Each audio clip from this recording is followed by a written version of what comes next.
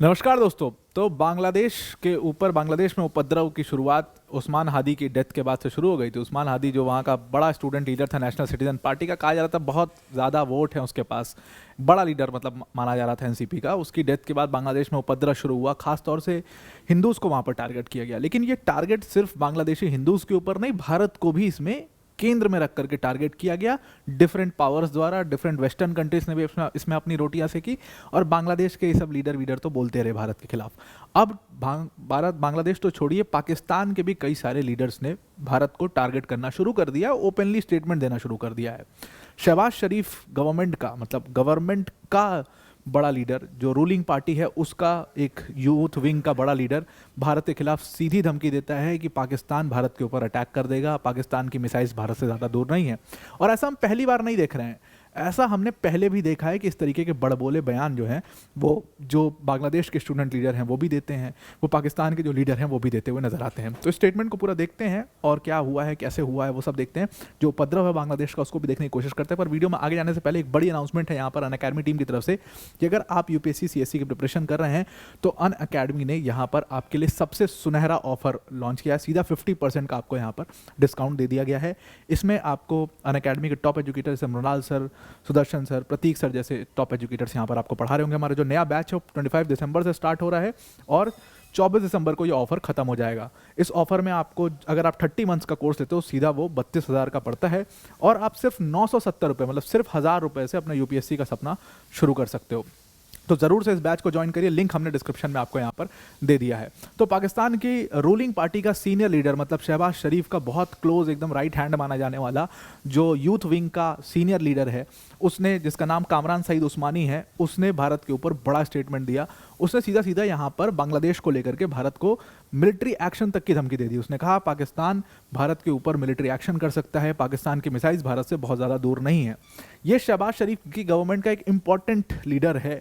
बाकायदे with a video message इसने सीधा India को टारगेट किया है, इंडिया को धमकी दे दी है। ये पहली बार नहीं हुआ है। उधर मोहम्मद यूनुस का एक स्टेटमेंट आया था बांग्लादेश से, जिसके बाद लगातार उसको देखा देखी कई सारे जो नेशनल एनसीपी पार्टी के स्टूडेंट लीडर हैं उन लोगों ने भी भारत के खिलाफ बड़ी धमकी दी थी।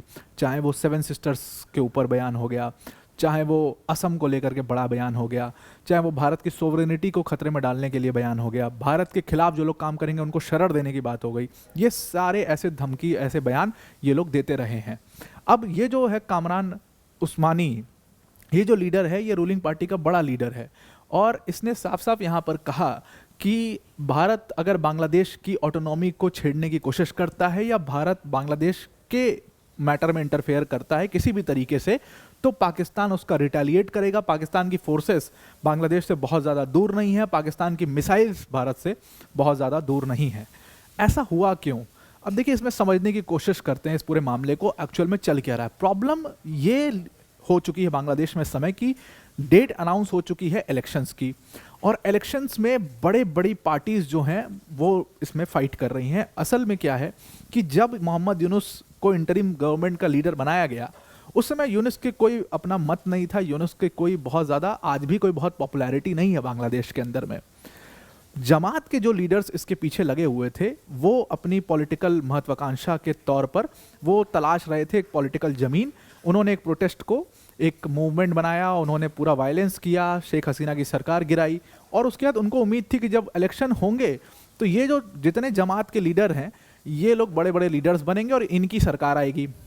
इन्होंने एक पार्टी बनाई, जितने भी स्टूडेंट लीडर उस समय फेमस हुए सबने मिल करके अभी 2025 में पार्टी बना ली, जिसको नेशनल सिटीजन्स पार्टी कहा जाता है, एनसीपी पार्टी कहते हैं।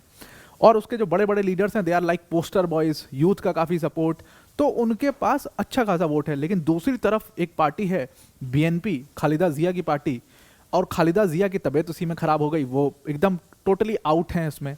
तो खालिदा जिया के बेटे अभी बांग्लादेश में एंटर कर चुका और बीएनपी का भी काफ़ी ज़्यादा सपोर्ट बेस है वहाँ पर और अवामी लीग का भी वहाँ पर सपोर्ट बेस है। अब ये तीनों जो है पूरा क्लैश आपको बांग्लादेश में दिखाई दे रहा है, क्योंकि हर कोई पाकिस्तान से प्रेरित हैं। ये लोग चाहते हैं कि पाकिस्तान की तरह ही हम भी सरकार बना लें, पाकिस्तान में जीते कोई भी प्राइम मिनिस्टर जो है वो शहबाज शरीफ ही बनेगा। ये तो बहुत क्लियर था from the very first day, क्योंकि इमरान खान जो कि एक टॉप कंटेंडर था उसको जेल में बंद और उसकी पार्टी को ही डिसबैन कर दिया, उसके पार्टी के बहुत सारे नेताओं को उठा के जेल में बंद कर दिया। तब भी देखिए कि इमरान खान एक तरीके से जीत गया, जितने भी इंडिपेंडेंट खड़े थे सारे जीत गए, फिर भी प्राइम मिनिस्टर बना शहबाज शरीफ। एकदम इसी से प्रेरित होकर के बांग्लादेश की पॉलिटिक्स चल रही है कि वहाँ पर कुछ भी हो, प्राइम मिनिस्टर जो बने वो बीएनपी का बन जाए, या प्राइम मिनिस्टर जो बने वो एनसीपी का बन जाए, इन दोनों में से किसी एक पार्टी का, जो एंटी इंडिया है पूरी तरीके से।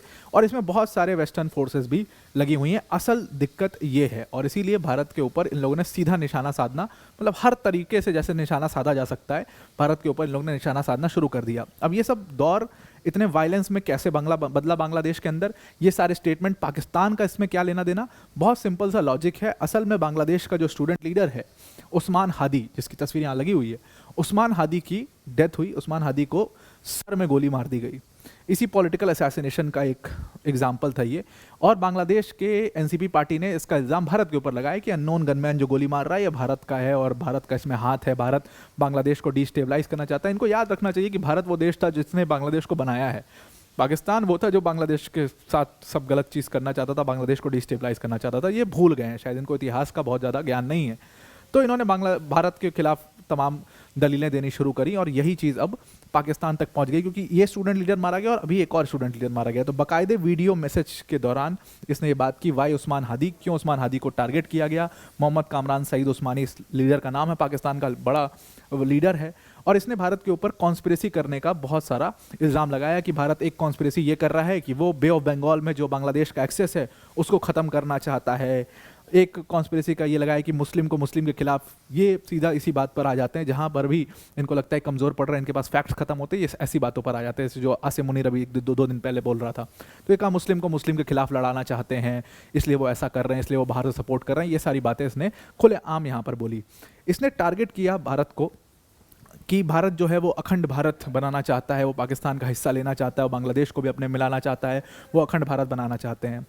अब देखिए, मोहम्मद यूनुस जो है वो इलेक्शन तो करा रहा है, और मोहम्मद यूनुस इलेक्शन कराने के लिए मोहम्मद यूनुस को पूरी तरीके से सपोर्ट पाकिस्तान का चाहिए, इसीलिए उसने शुरू से पाकिस्तान को अपने साथ रखा, पाकिस्तान से अपने रिलेशंस को बिल्ड किया, क्योंकि उसको पता है कि जब इलेक्शंस हो, पाकिस्तान के सपोर्ट से, पाकिस्तान के पैसे से, तमाम मदद से इन्हीं की सरकार दोबारा से बन जाए, क्योंकि ये नहीं चाहते कि इनके पास से पावर कहीं और जाए। और ये कोई पहला बात नहीं है कि कोई बड़बोला बयान दे रहा है, पाकिस्तान का लीडर नहीं, बल्कि बांग्लादेश के भी जितने स्टूडेंट लीडर हैं जिनको 4-4 दिन अभी पॉलिटिक्स में हुए हैं, ये भारत के खिलाफ ऐसे ही बड़े बड़े बयान देते हैं। मतलब आप सोचो, हसनत अब्दुल्ला, मैंने इसके ऊपर वीडियो भी की थी, कि जो एनसीपी का ही स्टूडेंट लीडर था, इसी उस्मान हादी के लिए एक रैली रखी गई थी, उस रैली में इसने पार्टिसिपेट किया था, और उसमें सीधा 7 सिस्टर्स को इसने टारगेट किया था। उसने कहा था कि भारत का जो 7 सिस्टर्स हैं उनको हम भारत से अलग कर देंगे, ये बात हसनत अब्दुल्ला ने कही थी। इसने यहाँ तक भी कहा था कि भारत जैसे बांग्लादेश को डिस्टेबलाइज कर रहा है, वैसे ही और जो लोग डिस्टेबलाइज कर रहे हैं बांग्लादेश को, उनको भारत रेफ्यूज दे रहा है, for Sheikh Hasina he was saying, और बाकी जितने लोग हैं जो बांग्लादेश को डिस्टेबलाइज कर रहे हैं उनको भारत रेफ्यूज दे रहा है। इसका ये कहना था कि जो 7 सिस्टर्स को डिस्टेबलाइज करेगा, जो उसके खिलाफ काम करेगा, जो सेपरेटिस्ट एलिमेंट्स हैं भारत के अंदर, उसको बांग्लादेश उसको सपोर्ट करेगा और हम लोग उसको सपोर्ट करेंगे। ऑल्दो इसने नाम तो नहीं लिया किसको सपोर्ट करेंगे, लेकिन उसने कहा कि हम लोग उनको सपोर्ट करेंगे जो भारत के खिलाफ काम करेंगे। तुरंत इसका जवाब भी हमारी फॉरेन मिनिस्ट्री ने दिया था। उन्होंने कहा था कि जो उस्मान हादी की डेथ है, जिसका इल्ज़ाम तुम भारत के खिलाफ लगा रहे हो, उसके प्रूफ आप दीजिए, इंडिया तुरंत एक्शन लेगा। अगर उसमें इंडिया के किसी भी एलिमेंट का हाथ होगा तो इंडिया तुरंत उसमें एक्शन लेगा। और इंडिया ऐसी चीज़ करता नहीं है, इंटरफेयर करता नहीं है दूसरों के मैटर्स में। पाकिस्तान ने इंटरफेयर किया था, आपने हेल्प मांगी थी, इंडिया ने बांग्लादेश बनाया है, ये बात आपको याद रखनी चाहिए। तो ये बड़बोले बयान जो हैं वो आना शुरू हुए, और किसी पाकिस्तान के रूलिंग पार्टी के लीडर का ऐसा बयान देना कि वो भारत पे सीधा अटैक कर देंगे मिसाइल से, ये कहाँ से आ रहा है? ये जाहिर सी बात है, this is coming from above. वो देख रहा है कि आसिम मुनीर धमकी दे रहा है, वो देख रहा है शहबाज शरीफ धमकी दे रहा है, तो इसलिए वो उसने भी बड़बोलेपन में ये बात बोल दी। आई होप आपको ये पूरा आर्टिकल समझ में आ गया होगा। आज के लिए इतना ही। Thank you and have a nice day.